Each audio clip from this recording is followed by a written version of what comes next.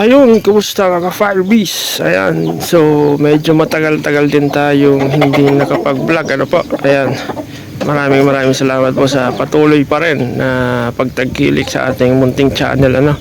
Dahil kahit wala tayong mga uploads is meron naman tayong mga short videos na ina-upload mga ka-Firebees. Ano? Medyo busy lang po. Ano?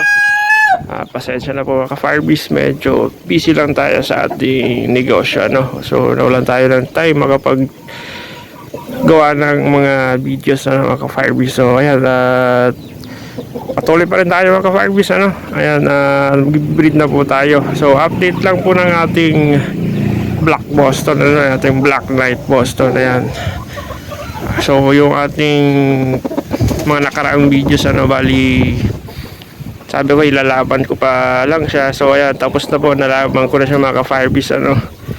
So meron lamang siyang galos mga ka-Firebees. So one time winner na siya, ano. One time winner na siya ngayon mga ka-Firebees, ano.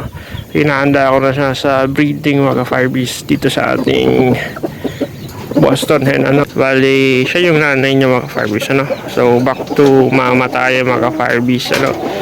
So yung mga gustong maparod nyo laban, ano, PM nyo lang ako sa ating FB account, ano, Aldrin Onion Webon, ako. Napakagaling nito mga Firebees, ano. Super galing mga Firebees. Big time yung nakalaban natin, ano. Sigawan sila, ano. So yung gusto mapanood is PM nyo lang mga Firebees, ano. Ayan, one time winner mga Firebees, Boston, Black Boston, ano, Black Knight Boston. Napakagaling nito mga Firebees. Talaga ang inabangan niya yung dalawang lipad ng kalaban, ano, tapos nag sidestep siya. So PM nyo lang sa details mga Firebees, ano, dito sa ating FB account, ano. So papalo na rin mga Firebees, ano. And kung baguhan kayo dito sa ating munting YouTube channel is pa-subscribe na rin mga Firebees and hit the notification bell button para patuloy ang ating pagkikwentuhan mga Firebees, ano. So ayan, so ito yung ating mga white knight na small breed, ano. Ito yung ating giant kalpara mga Firebees. Ayan, so malapit na siyang mapadala sa ibang bansa, ano. Nasa 4 point something na siya. Ang laki-laki ito mga Firebees, ano.